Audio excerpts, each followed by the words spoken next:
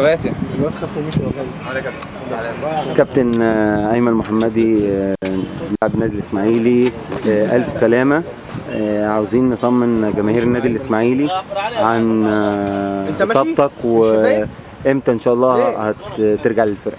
على فكرة أنت باديها بدري قوي، ده لسه 3 سنين. النادي الإسماعيلي واقف جنبي، واقف جنب أيمن محمدي.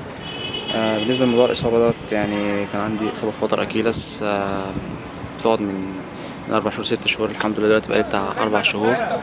عملت العملية والحمد لله نجحت. بعمل دلوقتي فترة علاج طبيعي وتأهيل بإذن الله. ربنا يكرم إن شاء الله، يبقى فاضل لي شهر كده أو شهرين بإذن الله وأرجع الملعب تاني إن شاء الله. كابتن عاوزين بس نعرف الإصابة، ومتابع جهاز الطب هنا قال لك إيه، انت بتتابع مع الدكتور احمد عبد العزيز تقريبا؟ مع احمد عبد العزيز على شاكر.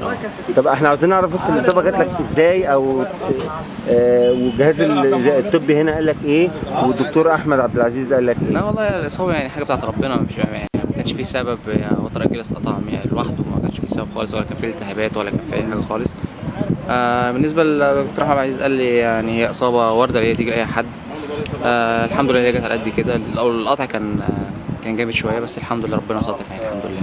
سمعنا كلام عن عقدك ماشي قاعد، يعني تقولي في الموضوع دوت عشان نقفله خالص وكل جمهور النادي الاسماعيلي؟ لا والله الحمد لله زي ما انتم شايفين، انا مكمل مع النادي الاسماعيلي، وانا تحت امر الاداره في اي حاجه الاداره شايفاها انا هعملها لهم، ما فيش مشاكل. مش هنسى واقف النادي الاسماعيلي جنب ايمن محمدي. الاداره شايفاه انا هعمله في الاول وفي الاخر. اخر موعد متحدد لك ان انت تنزل الملعب ان شاء الله هيكون امتى؟ بعد شهر ونص ان شاء الله. شكرا.